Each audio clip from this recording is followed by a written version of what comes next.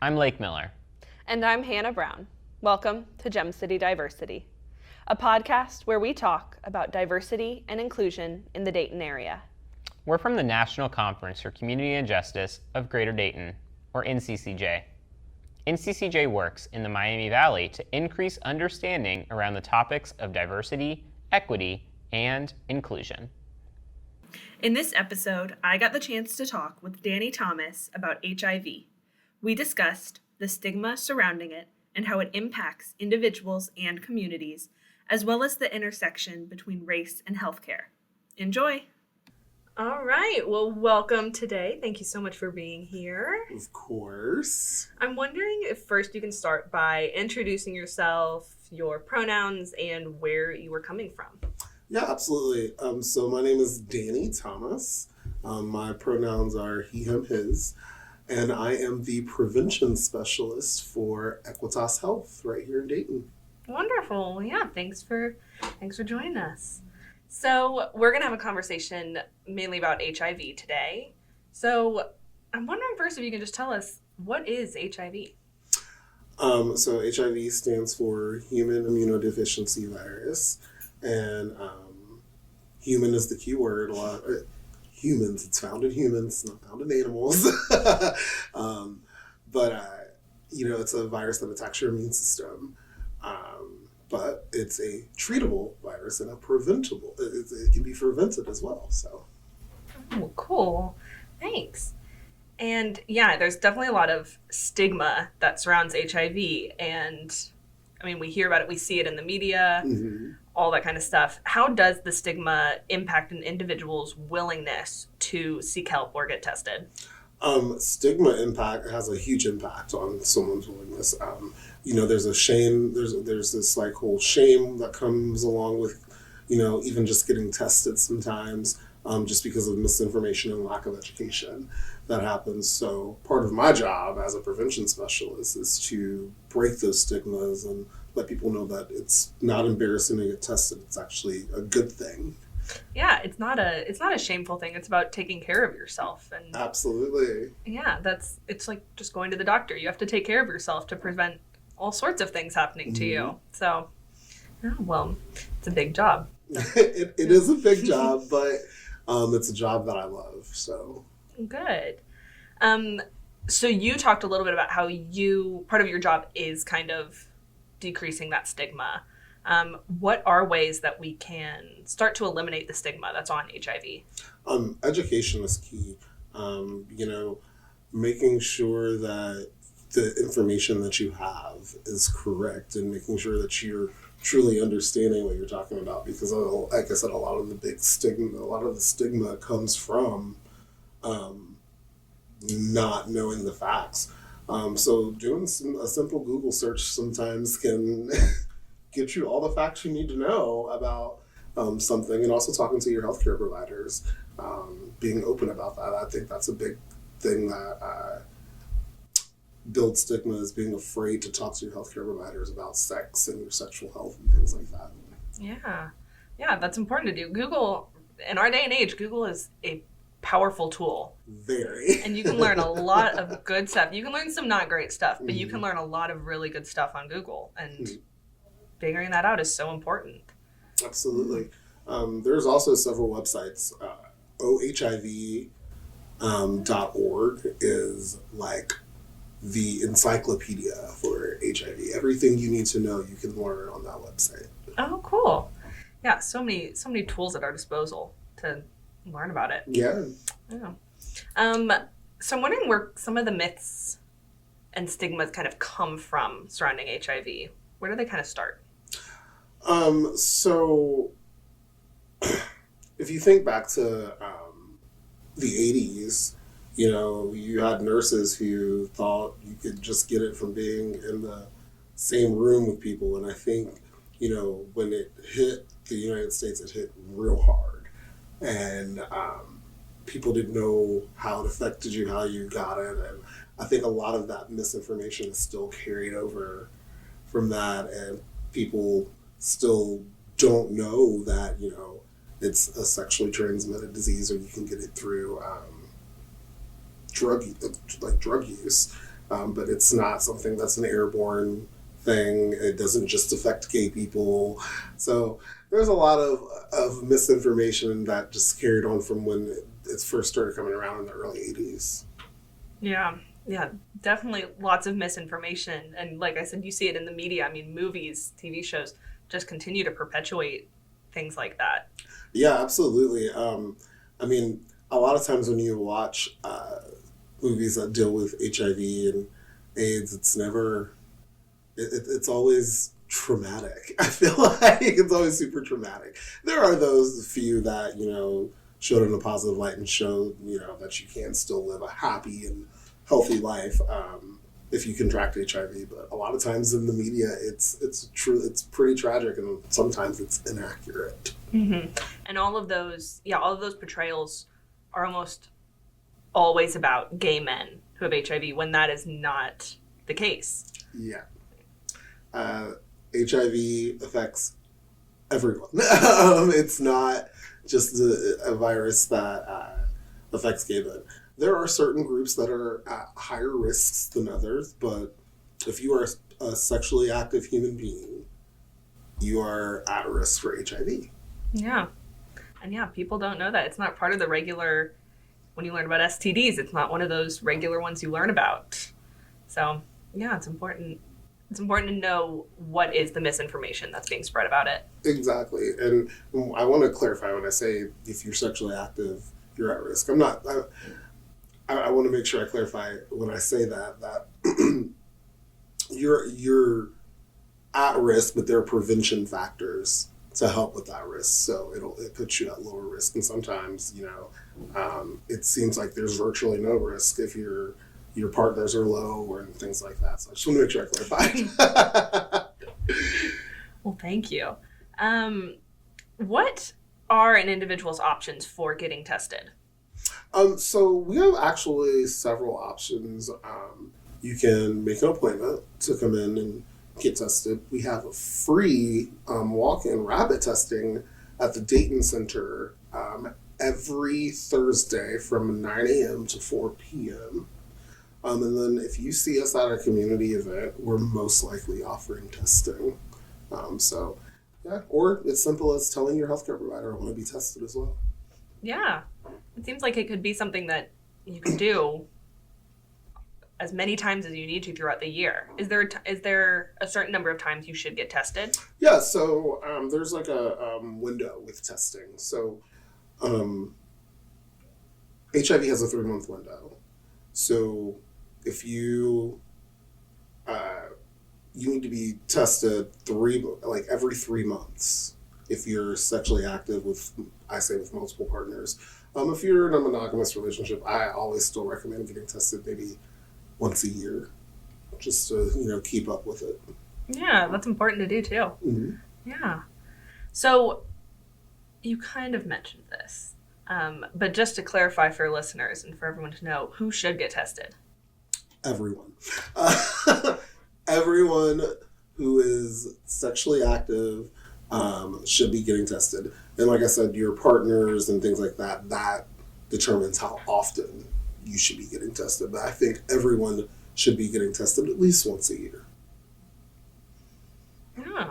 It's a big thing. And, we talk about these high risk groups.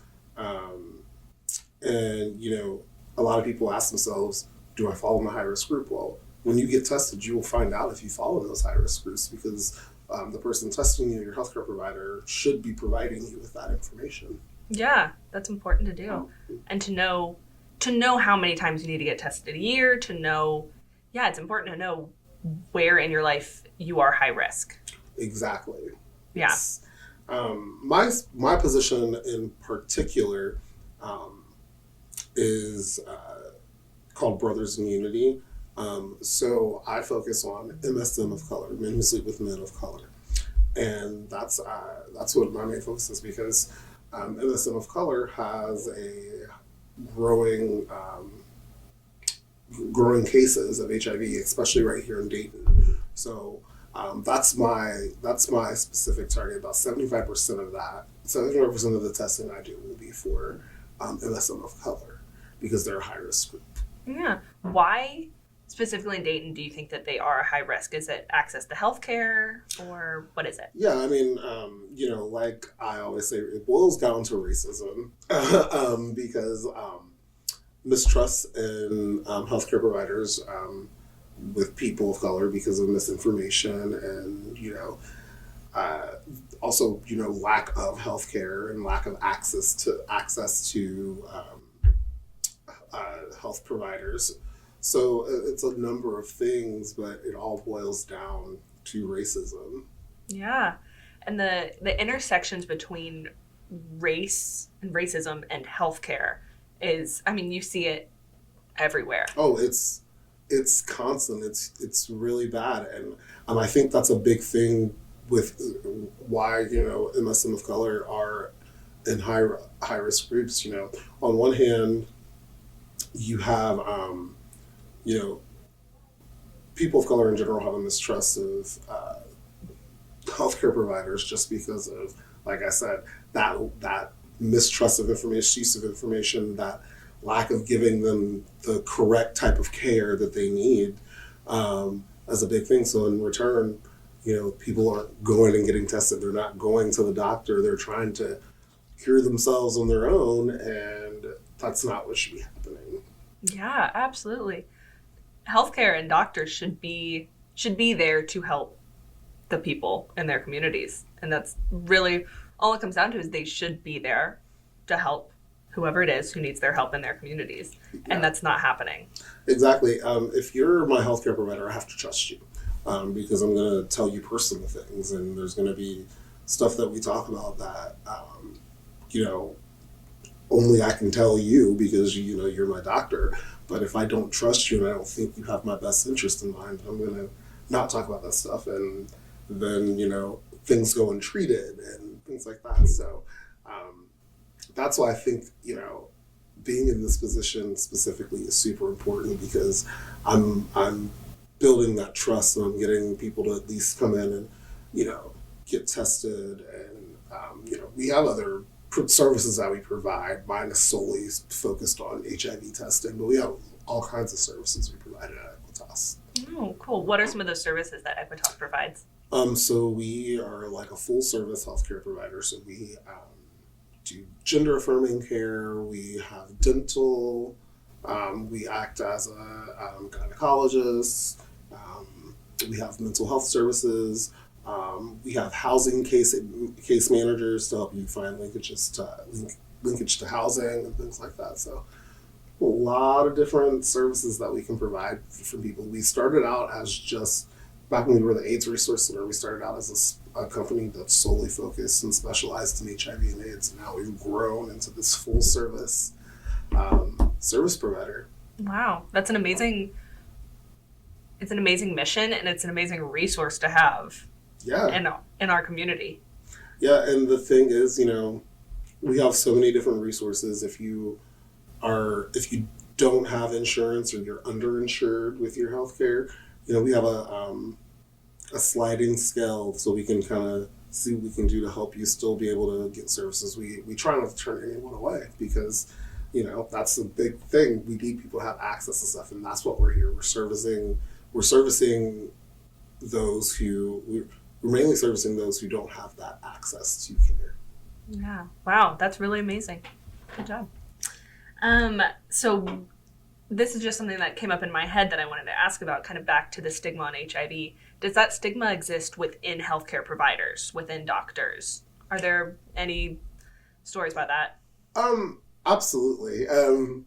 There are still providers who aren't as well versed in HIV and AIDS as they should be.